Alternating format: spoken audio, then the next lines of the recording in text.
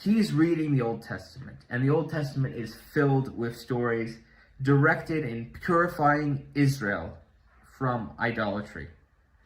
We are talking about the stories of Elijah, where he goes to Mount Carmel and he challenges the prophets of Baal. So Elijah challenges the prophets of Baal. Can Baal light this fire for sacrifice for you? Or will my God, the God of Israel, Yahweh, light my sacrifice?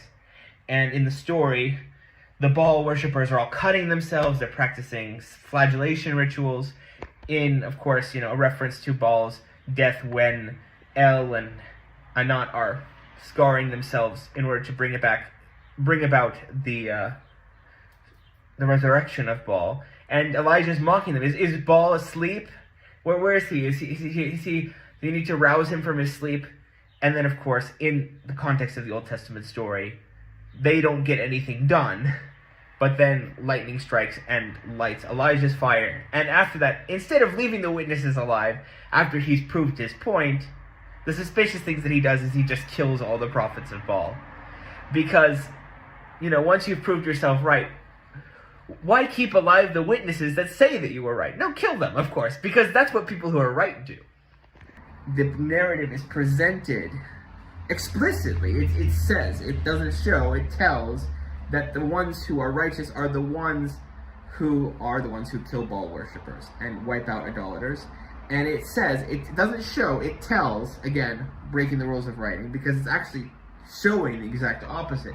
Now, actually, the story, if you actually look at the details of what's actually happening in the story, the supposedly wicked kings like Manasseh are actually having very long, successful, peaceful reigns compared to the so-called righteous kings of Judah, like Hezekiah and, Josiah. Which is the irony, I think, of the whole matter, is that what it's saying with telling is the opposite of what it's saying with showing. That's the irony of the Bible, is that the Bible actually shows that Baal worship is superior, even as it's telling you that Yahweh is superior. That's my 2 cents. Be that as it may, the message is very, very clear in the Hebrew Bible. You can only worship Yahweh, even if other gods exist. And worshiping anything else is idolatry, and it should be met with violence from the religious establishment and from the state. And this man, Adam Christopher Sheaf, read that. He read how prophets, how priests, and how kings of Judah and Israel, who were considered righteous in the story, like Jehu, who killed the prophets of Baal and massacred them and killed Jezebel, how these people are praised. And he says, well, okay, I'll do that. And he looks, where's their idolatry in American society? Well, Christianity, the largest religion in America, is blatantly and hypocritically idolatrous. You can't disagree with that. Now, I would argue that idolatry isn't that evil. And in fact, murder is evil. And I think most people, when they hear the story, they're like, yes, this man who crucified this innocent, sweet, old pastor looks so cute. It just made me want to cry when I heard about it. Because I know these kind of men, these older men who are so kind and so sweet, and they give so much to their community.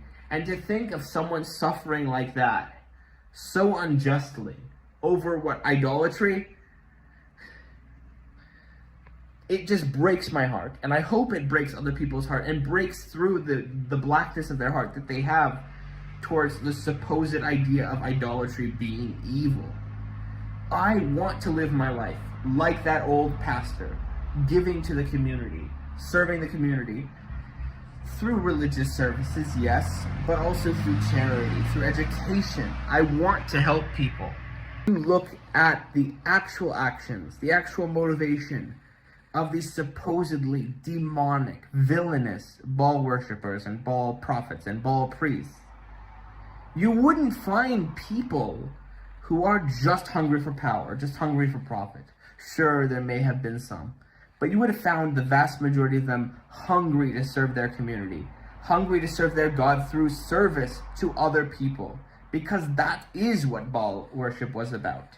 That's what we know from the text that Baal worshippers gave us. place in the earth peace, place in the dust war. That's what Baal himself said. It's about peace, and it's about love, and it's about wisdom. It's not about killing babies. And it's not about the worship of wealth and greed. It's about love and about peace. And I hope people can see this, with this case so brilliantly ingrained, when we look back at the Old Testament and say, you know these people who were going through the desert and killing anyone who didn't believe the same as them?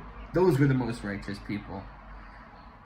It's just frustrating, at the very least, how society can be stuck in a very, very old knot.